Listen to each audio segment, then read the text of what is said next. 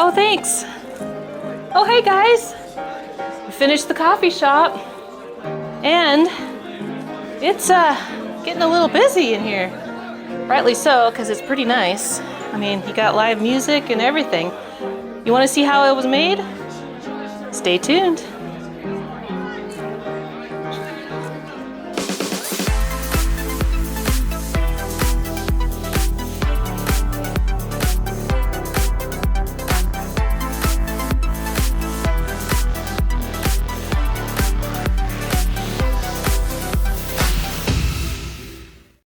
Okay, this is it. We're finishing it. So in order to finish it, we gotta start from the very beginning. So page 1.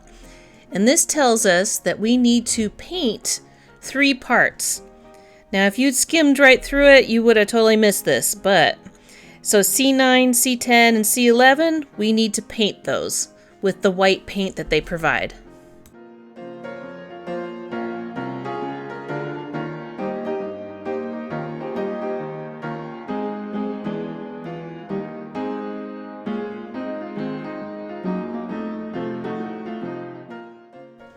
Once I finished painting, and I did several coats and used almost all of the white paint they provided, I decided I'm just going to spray paint it. So I just spray painted it, the side that shows the glossy white, and for the base I just kind of did a light spray on it just to seal it in. And now we're going to put the little papers on. I tried to put these in the most logical step order, because if you went exactly by the book, you would be going backs and forth. So I painted them first, and then I put all the wallpapers basically on all the pieces. This one is going to have 3 parts, and I cut them out and set them out just to see which direction they would go, who should go on first. I put on this one, and it's kind of cool and kind of a weird little thing, but the papers, the design, they do match up. So the stones match up. It's kind of cool little detail that they put in there. So just take your time, put each end in, and we'll go on to the next thing.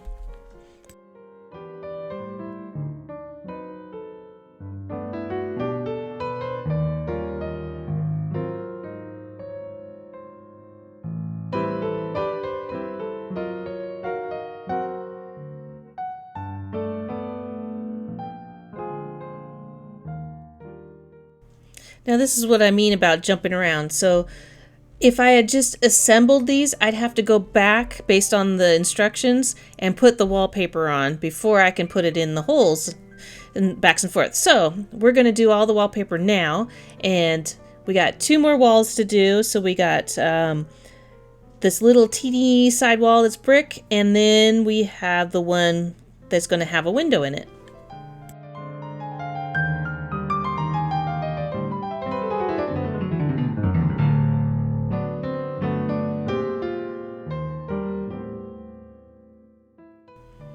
All right, so we'll have to make the window to go into the wall, right? The only thing is on this one is remember to take the little covering off before you stick it together.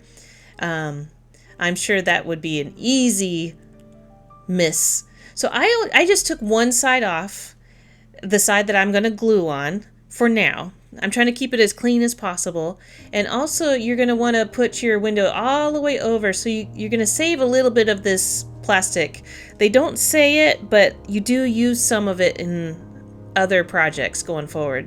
So just glue it there, let it dry, cut it out, and then peel the other side off of the protective film.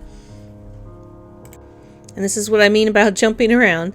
So now we're going to put our finished window right into our wall. Glue it in there and set it aside. We're not ready to put it together just yet. Okay, next up is we're going to make a door. It's a recessed door, so there's a few parts here. And when you do these plastic pieces, especially when they have printing on it, you're going to notice they have the protective film only on one side. So the side that has the painting on it doesn't have any plastic film. Believe me, I tried. And so we're just going to glue these together.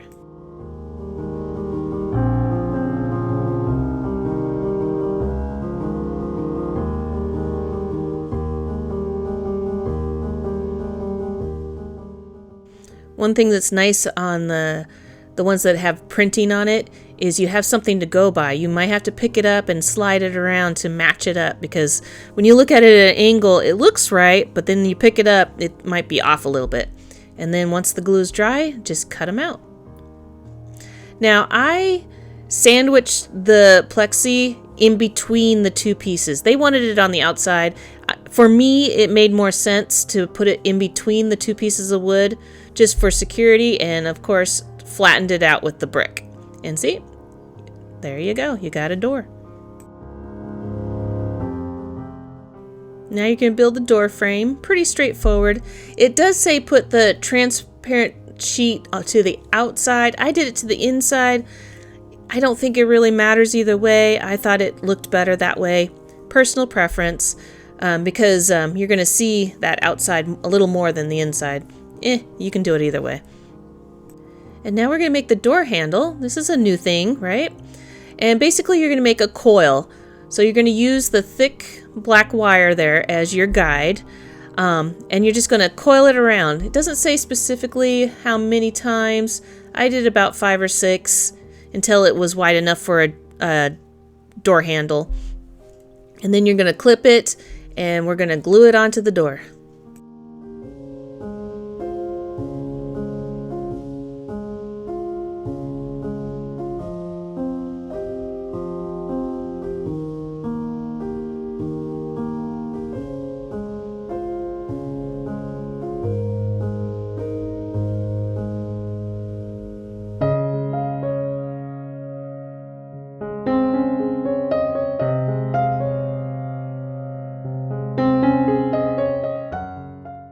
When you put the door handle on, I found putting these little gold receptacles, they call them, on first, and then kind of slide them up there, and then glue the wire part down. That way you don't have to worry about spacing and getting those little gold pieces in the exact right position before putting the door handle on. This one, you can just do it all at once in one shot.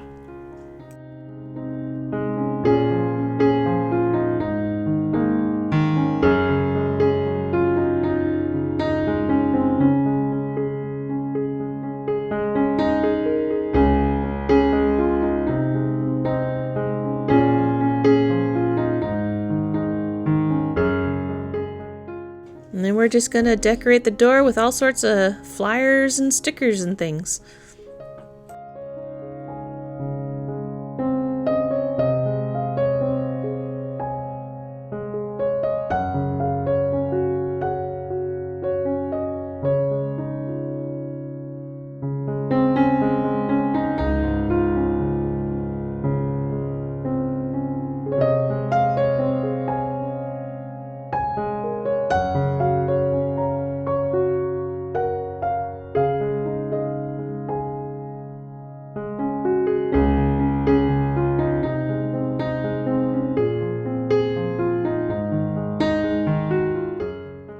When you put the door into the door frame, it's going to go to the back, so it's kind of inset from your wall, and you're going to put it in at an angle. This door does not open and shut. It stays open, kind of slightly ajar, just like that.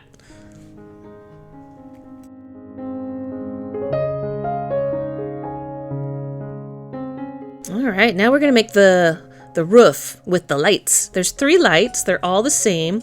They give us 2 sets of wire, and they're both exactly the same length.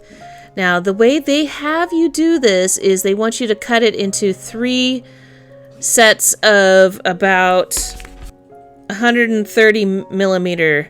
I just left one all the way long, and I did the other 2 half and half. So I did 2 short ones and 1 long one. That way I didn't have to splice a lot of wires. You can do it however you are comfortable doing this. But they don't give you enough wire to go all the way down the wall. So you got to kind of do a little puzzle solving there.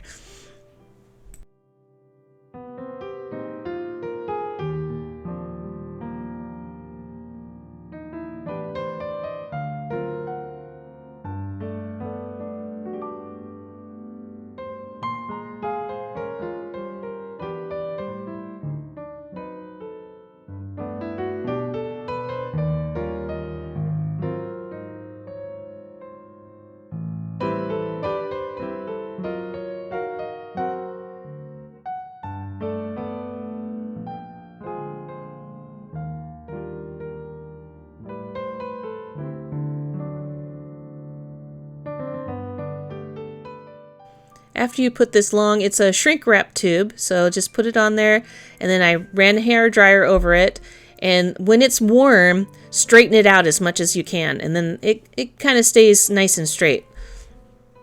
Now we're just going to basically sew these on.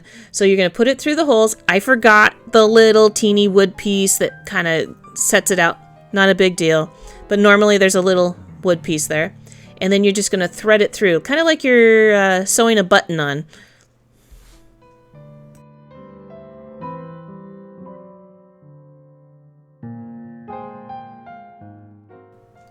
Once I got it through, and you can see this is one of the shorter ones, I got it as tight as I could, and then I twisted it in place.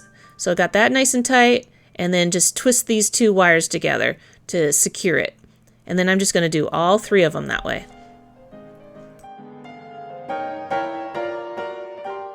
Once you get to this point, depending on how you did it, if you went by the diagram, you're going to get some of your extra wire, just like this, and you're going to splice it onto the short wires, because it's going to make it all the way to the power source, which will be under the floor. And I did, from time to time, test my lighting just to make sure that I wired it correctly, and they do work.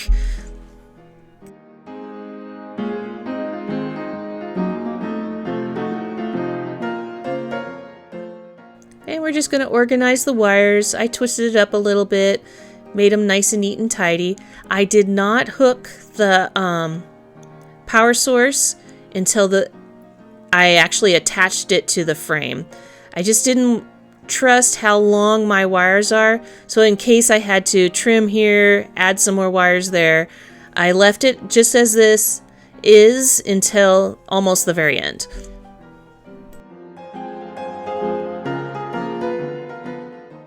Now we're going to make this French window. It's kind of a corner window in the back.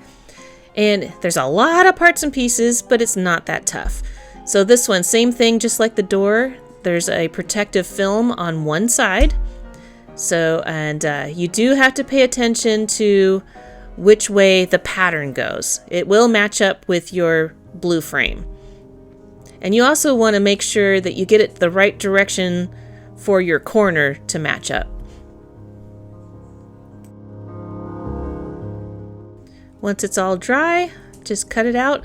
If you do it wet, you can certainly do that, but it does slide a little bit. So I would let it dry before you go to this stage.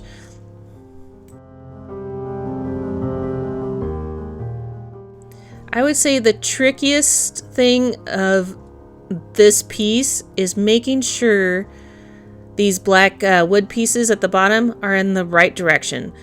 If they're in the right direction, then your top part will be in the right direction. It does go only one way into the final product.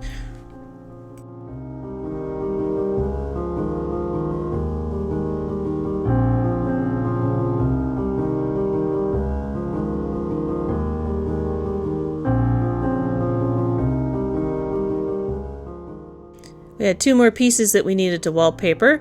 They snuck in there, but not a big deal. You just put it on one of the sides. I don't think it matters which side. Just I kept the nicer painted side out, and then we're going to glue it to our windows.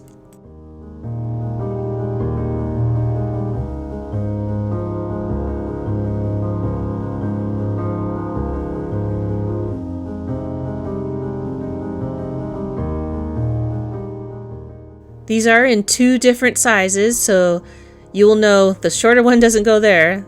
You got to do the bigger one.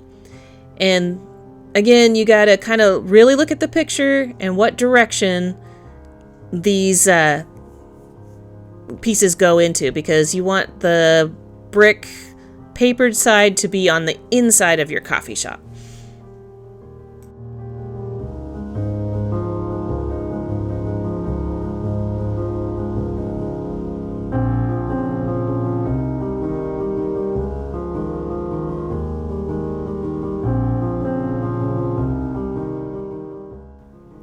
Now we're going to stick the signs on, and then there's a black piece on the corresponding other window.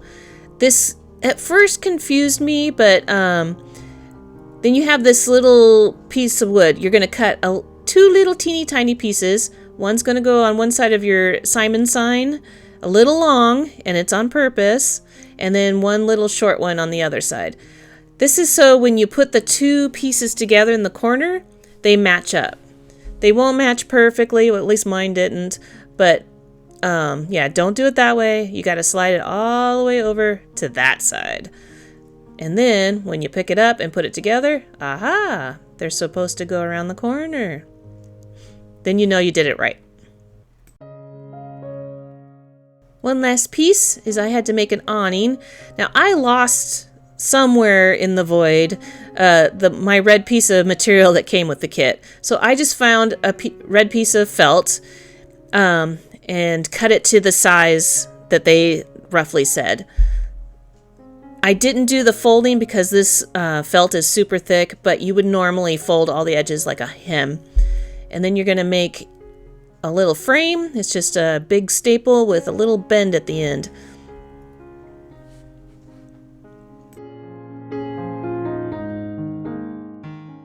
Then you're going to glue your wire roughly around where you want it. There is a diagram that says about where. I tried to keep it even at least. It might not be the right size of felt, but it's pretty darn close. And then I just clamped it with my clothespins until it dried. And then you get to have fun and draw the sign on with the white ink pen. I just went by the edge of my felt there to make relatively straight line, double lines. Because this felt is super fuzzy, I did have to go over it a few times. And then write your word coffee in the middle.